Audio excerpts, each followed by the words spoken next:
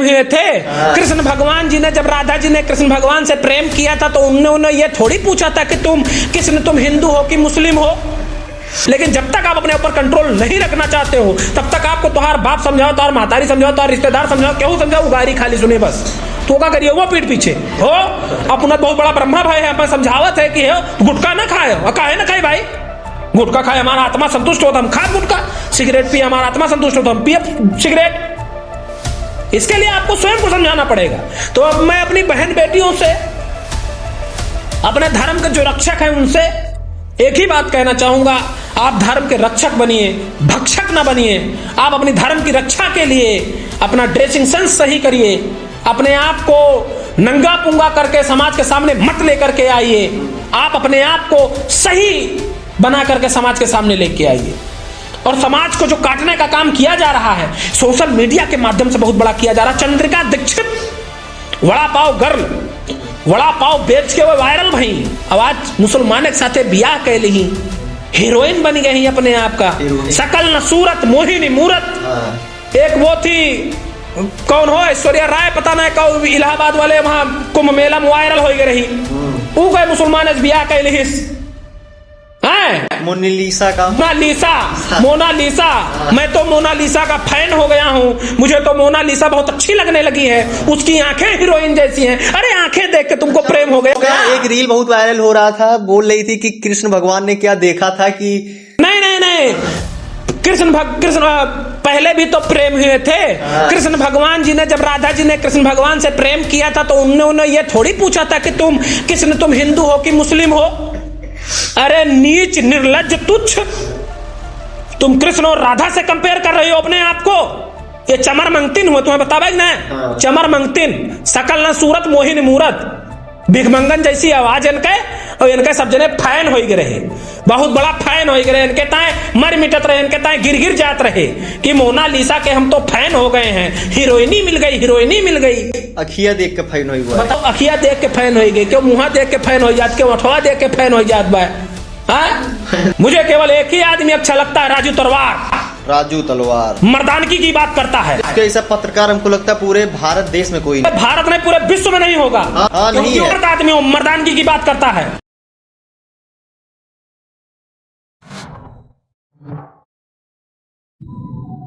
आज के पॉडकास्ट में फिर से आप लोगों का स्वागत है। आज के जो हमारे गेस्ट हैं वो कपिल जी हैं, जो कि हमारे अयोध्या में बहुत ही चर्चित, बहुत ही फेमस गौ रक्षक हैं।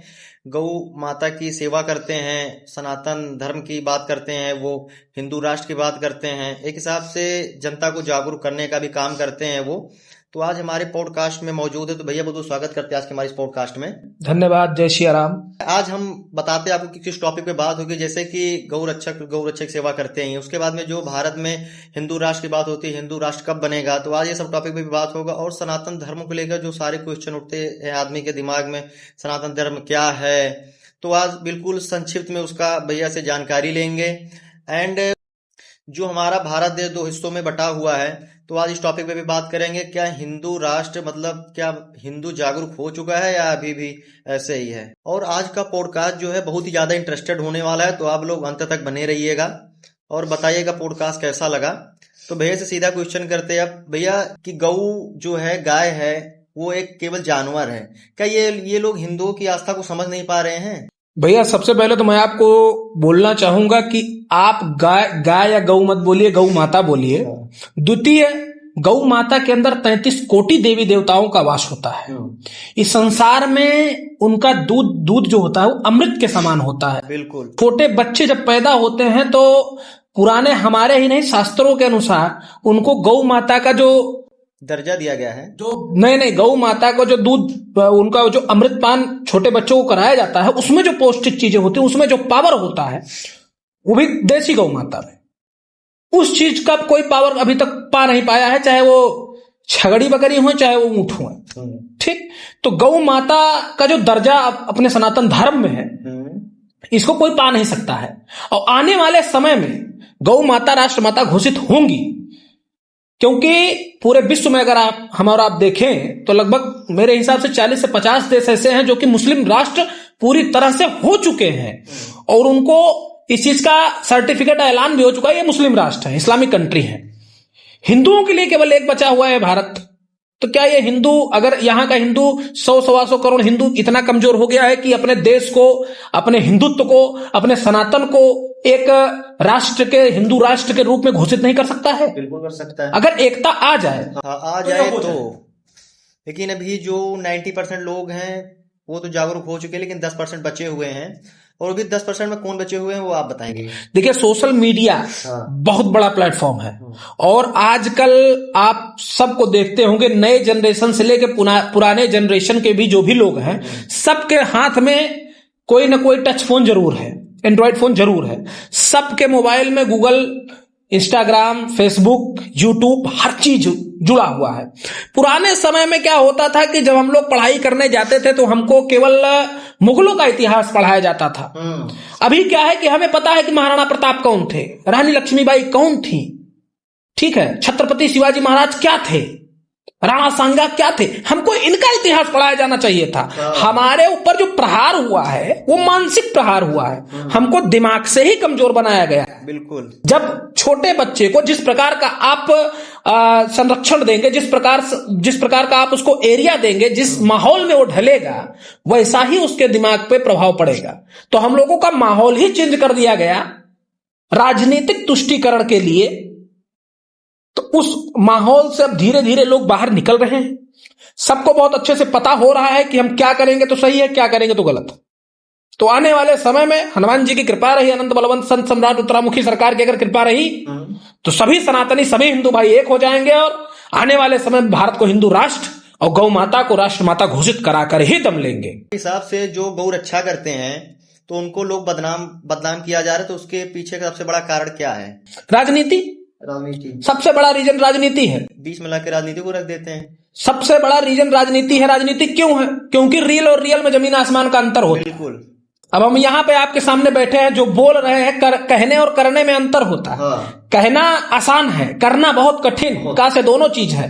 तो जब आप जमीनी स्तर से कार्य करेंगे तो लोग आपको देखेंगे, आपका सपोर्ट करेंगे, लेकिन जब आप कार्य करेंगे ही नहीं, केवल कहेंगे, तो कौन आपका सपोर्ट करने के लिए तैयार? बिल्कुल नहीं हो पाएगा। तो इसलिए रील को रियल में बदलिए, तो आप सदैव सक्सेस रहेंगे, और लोग आपका सपोर्ट भी करेंगे, समर्थन भी करेंगे, और आपको आगे बढ़ाने में आपकी मदद भी करेंगे। अगर भारत में जब हिंदू राष्ट्र की बात होती है तो लोग उसको कट्टर क्यों बोलते हैं? नहीं, लोग नहीं बोलते हैं। जो कट्टर होते हैं वो बोलते हैं। जी, जैसे हिंदू राष्ट्र की बात जब होती है तो लोगों को दर्द क्यों होता है? क्योंकि देखिए, भारत एक ऐसा राष्ट्र है जहां पे चाहे आप हिंदू हो, चाहे मुस्लिम हो, चाहे सिख हो, चाहे ईसाई हो, चाहे बौद्ध हो, कुछ भी हो, आप सभी लोग यहां पे रह सकते हैं। तो सबके रहने का मतलब यह है कि जब आप कहीं भी रहेंगे और किसी का घर होगा, तो जो बाहर से आएगा वो आपको निकालने का प्रयास करेगा, और जब आप नहीं निकलना चाहेंगे तो आपको दबाने का प्रयास करेगा, और जब आप नहीं दबना चाहेंगे तो आपको गलत गलत चीजें बोल के आपको मानसिक टेंशन देगा, जिससे आप पीछे हटने का प्रयास करें। लेकिन हिंदू इतना सशक्त है, और हिंदू, आप सोच सकते हैं कि 600 साल 700 साल गुलामी के बाद, एक एक दिन में एक एक मन जनेऊ तौले जाने के बाद, आज भी हिंदुत्व और सनातन जिंदा है। आज भी हिंदुत्व और सनातन अडिग है, अमर है, अजर है। तो उसके पीछे का रीजन क्या हो सकता है? इनके अंदर जो मानसिक पावर था, जो ताकत थी, वो अभी भी उसी प्रकार से उनके अंदर भरी हुई है जिस प्रकार से पहले हुआ करती थी, कि हम अपने धर्म के खिलाफ नहीं सुनना पसंद करेंगे। आप अपना कार्य करिए, हमें आपके कार्य से मतलब नहीं है, आप अपना कार्य करिए, लेकिन हमारे धर्म को टारगेट मत करिए। अगर आप हमारे धर्म को टारगेट करेंगे तो हम आपको टारगेट करेंगे, और जब हम आपको टारगेट करेंगे तो आप हमको कट्टर बोलेंगे। तो आप हमको कट्टर कहिए। यदि गलत को गलत कहना गलत है तो हम गलत हैं, लेकिन यदि गलत को गलत कहना सही है तो हम सही हैं। अभी आपके ऊपर डिपेंड करता है आप किस प्रकार से हमको जज करते हैं। क्या आपको लगता है कि हिंदू समाज जो है वो चुप रहने वाला नहीं है? भैया, अब तो हिंदू समाज अगर चुप रहेगा तो आने वाले 20 साल बाद हिंदू समाज की नस्लें खत्म हो जाएंगी। जिस प्रकार से हिंदू समाज को टारगेट किया जा रहा है, ब्राह्मण, क्षत्रिय, वैश्य, शूद्र, सबकी बहन बेटियों को टारगेट किया जा रहा है, सबकी बहन बेटियों को बरगलाकर, फुसलाकर, कलावा पहनकर छलावा किया जा रहा है, लोगों के साथ गलत किया जा रहा है। जिस प्रकार से ये नीच हरकतें की जा रही है, इस प्रकार से तो आने वाले 20 साल बाद सब मुसलमान हो जाएंगे। अगर अभी भी नहीं हम लोग जगे तो आने वाले जो हमारे बच्चे हैं वो हमसे पूछेंगे कि जब सनातन धर्म के ऊपर, हिंदू आस्था के ऊपर इस प्रकार का प्रहार हो रहा था तो आप लोग क्या कर रहे थे? अच्छा, एक रील हमने देखा हुआ था, बहुत ही वायरल हो रही थी। कोई मुस्लिम था, उसका पत्रकार था, इंटरव्यू ले रहा था ऐसे, तो उसमें बोल रहा था कि अल्लाह हमको जब दे रहे हैं तो हम ले रहे हैं। हाँ, जैसे बच्चे पैदा करने वाली बात आती नहीं है कि बहुत ज्यादा 2 रखो 3 रखो, सरकार का भी आदेश आया हुआ है। तो वो बोल रहा था बयान में कि जो है हमको अल्लाह जब दे रहा है तो हम ले रहे हैं। तो इस पे क्या बोलना चाहेंगे आप? भैया इस पे एक ही चीज बोलना चाहेंगे, जिसका गुरु बलवान उसका चेला पहलवान। तो गुरु बलवान का मतलब क्या होता है कि हम किसको अपना आराध्य मानते हैं। हम गौ माता को अपना आराध्य मानते हैं। गौ माता के एक बार में वो सुअर थोड़े हैं कि उनको एक बार में 10 बच्चा 12 बच्चा पैदा हो रहा है। वो उनको अपना आराध्य मानते हैं, हम अपना आराध्य गौ माता को मानते हैं। तो आप यही से समझ सकते हैं कि कौन कैसा क्या कार्य कर सकता है। तो जब हम गौ माता को आराध्य मानते हैं तो हम गौ माता जैसे पवित्र होंगे, गौ माता जैसी हमारी मनस्थिति होगी। लेकिन एक चीज आप भूलिएगा मत कि सुअर का सींग हुआ था, गौ माता पछाड़ा लात सब झेलना है पावत। एक पछाड़ा लात जहां पड़ा तहां बड़े बड़े कचूमर निकल जाते, फिर वो दूध नहीं गार पाते ठीक से। तो इसलिए वो जो बोलते हैं कि अल्लाह दे रहा है हम पैदा कर रहे हैं, तो उनको अल्लाह नहीं दे रहा है, उनको सुअर दे रहा है। हाँ, जो जिनको मानेंगे उनको उस प्रकार के लोग देंगे कि उनको भगवान अल्लाह आएगा देने के लिए। हम जैसे लोगों के साथ रहेंगे, जैसे हमारी संगति रहेगी, जैसे लोगों को हम पूजा करेंगे, उसी प्रकार से तो हमारा मन होगा, उसी प्रकार का तो हम विद्या ग्रहण करेंगे। अच्छा, ये लोग कुछ लोग बोलते भी, हमने भी देखा हुआ था, कुछ रील्स वायरल हो रही थी उस टाइम पे काफी पहले, कि लोग बोलते हैं कि मतलब भगवान मूर्ति को मतलब बना के भगवान मान लिए हैं, ये मान लिए हैं। तो इनके धर्म में लोग कैसे क्या बना के पूजा करते हैं? इनके में तो कुछ रियल जैसा कुछ सीन नहीं होता है। अगर हम मूर्ति की पूजा करते हैं तो तुम मुर्दे की पूजा करते हो। जैसे मनस्थिति अगर सोची जाए तो हर जगह से ये हमसे बहुत नीचे है। नीचे का मतलब इन्हें बहुत नीचे है। अगर हम मूर्ति की पूजा करते हैं तो तुम मुर्दे की पूजा करते हो। अगर हम साक्षात भगवान की पूजा करते हैं तो तुम साक्षात एक मुर्दे गड़े हुए आदमी की पूजा करते हो।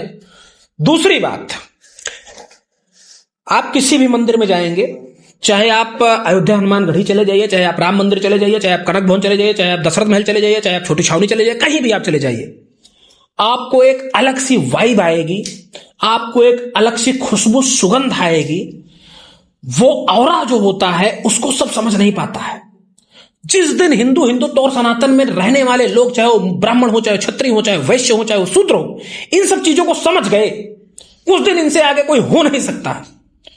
रही बात मूर्ति पूजा की, मूर्ति पूजा जो होती है ये भगवान की पूजा है। हम साक्षात भगवान की पूजा करते हैं। आप जगन्नाथपुरी में चले जाइए, हवा के उल्टी दिशा में झंडा फहरता है। कैसे फहरता है?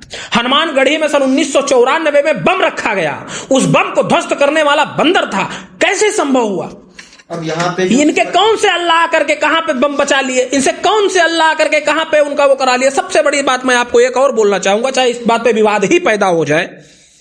हमको, आप भी एक हिंदू हैं, मैं भी एक हिंदू हूं। जिस प्रकार से हम अपना जन्म लिए थे उसी प्रकार से अभी तक हैं। हमने कटवाया नहीं है, ना कि कटवा करके उनको ये दिखाया है कि हमारा धर्म ये है, हमारा जो धर्म है वो ये है और ये है। सिखा, चंदन और कलावा, ये हमारा धर्म है। हम अपने मन से जो स्वेच्छा से रख सकते हैं रखते हैं, और नहीं रख सकते नहीं रखते हैं। कपिल भैया, जो हमारे समाज में लव जिहाद चल रहा है, तो इस पे आप क्या बोलना चाहेंगे? भैया, लव जिहाद के बारे में केवल एक ही बात हम बोलना चाहेंगे कि हमारे आपके घर पे जो हमारी आपकी बहन बेटियां हैं, उनको हम लक्ष्मी का रूप मानते हैं। हाँ। और उनको हम अपना सम्मान मानते हैं, अपना स्वाभिमान मानते हैं। और इनका सीधा सा एक टारगेट है कि हमारे स्वाभिमान पर, हमारे सम्मान पर ठेस पहुंचाई जाए। इसलिए ये हमारी बहन बेटियों के साथ कलावा पहन करके छलावा करने का प्रयास करते हैं।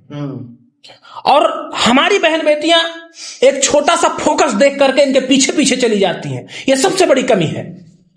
और यह कमी उनकी नहीं है, ना हमारी बहन बेटियों की है, यह कमी हमारी है।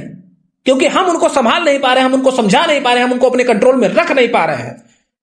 आने वाले समय में जिस प्रकार से लव जिहाद का कार्य हो रहा है, आने वाले समय में हिंदुत्व और सनातन बहुत बड़े खतरे में जाने वाला है। अगर अभी इसको ना रोका गया, ना संभाला गया, ना कराया गया, तो आप इंस्टाग्राम, फेसबुक और यूट्यूब पे देखते होंगे 99.99% हिंदू घर की बहन बेटियां ही कुंडी मत खटकाओ राजा, सीधा अंदर आओ राजा पे अपनी कमर हिला करके, मटक करके, डांस करके दिखा रही हैं लोगों को, केवल अपने आप को वायरल होने के लिए बस।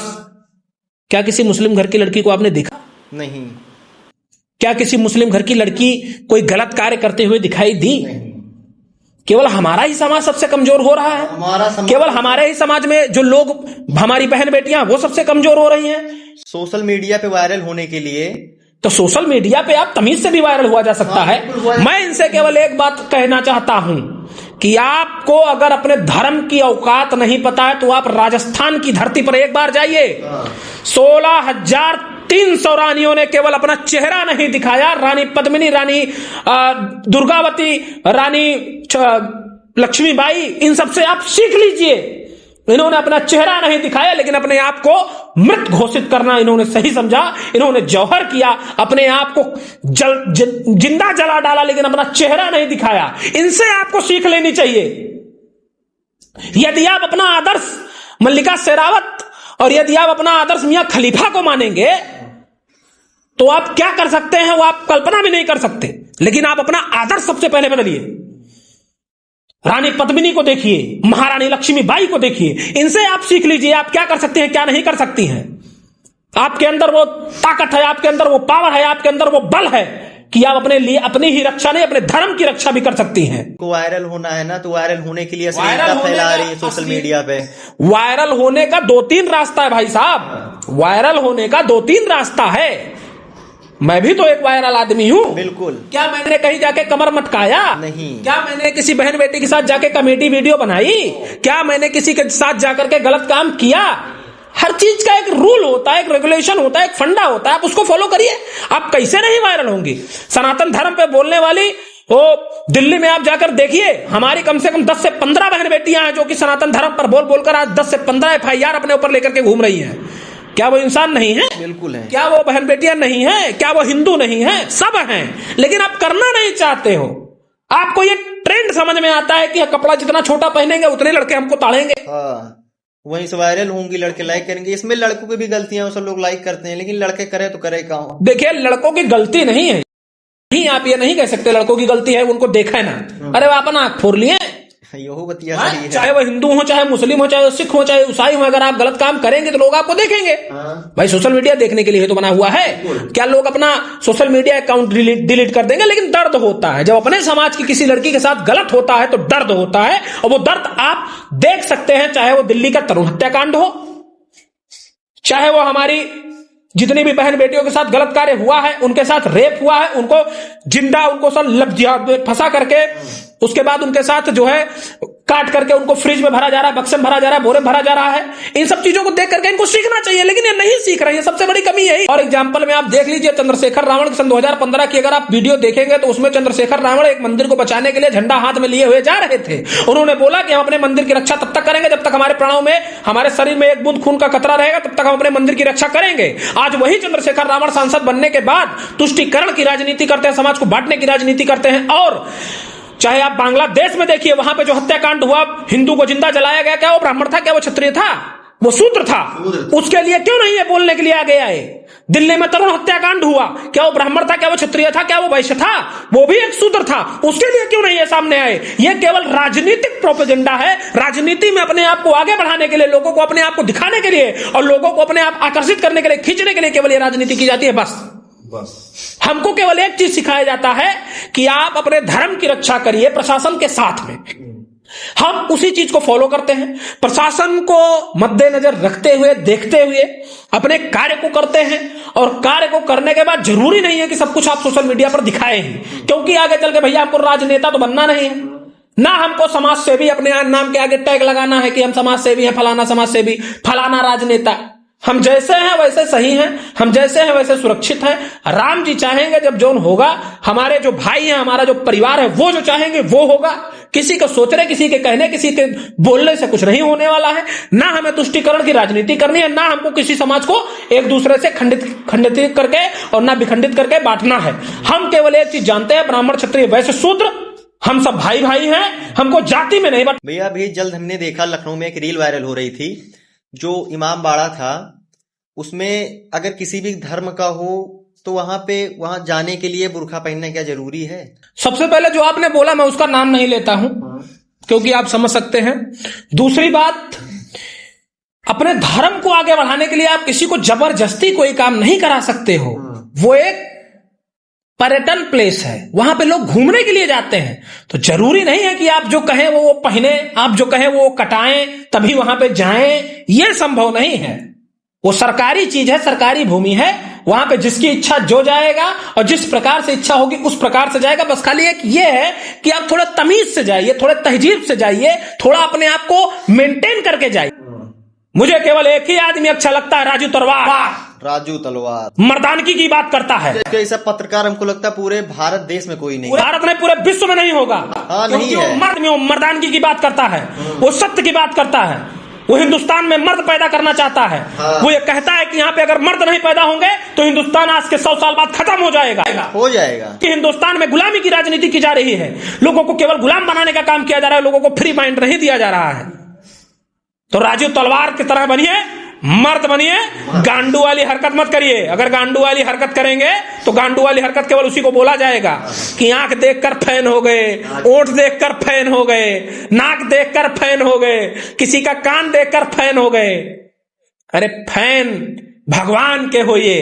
अनंत बलवंत संत सम्राट उत्तरामुखी सरकार अयोध्या नंदन और कलयुग के राजा हनुमान जी के फैन बनिए, उनसे आप सीख लीजिए। जब आप उनके शरण में रहेंगे तो आपके अंदर जो बल, जो बुद्धि, जो विवेक, जो ताकत रहेगी वो किसी के अंदर नहीं आ सकती है। कपिल भैया बहुत बहुत धन्यवाद आपको, जो आपने हमको अपना कीमती समय दिया। बहुत बहुत धन्यवाद। जय सिया राम। और लास्ट में मैं एक ही बात बोलना चाहूंगा कि हाय हेलो छोड़ो, जय सिया राम बोलो। ये हाय हेलो की राजनीति खत्म करनी पड़ेगी, नहीं तो जय सिया राम कमजोर हो जाएगा। जय सिया राम को हम लोग कमजोर नहीं होने देंगे जब तक हनुमान जी ने हमारे अंदर ये प्राण, ये ताकत दे रखी है। बाकी हमारे जितने भी भाई हैं, भाई साहब बहुत अच्छा काम कर रहे हैं। और भाई साहब के आप लोग कमेंट में आकर के जरूर बताइए कि क्या ब्रॉडकास्ट में जो हमने बोला है वो सही है या गलत। बहनें भी देखें।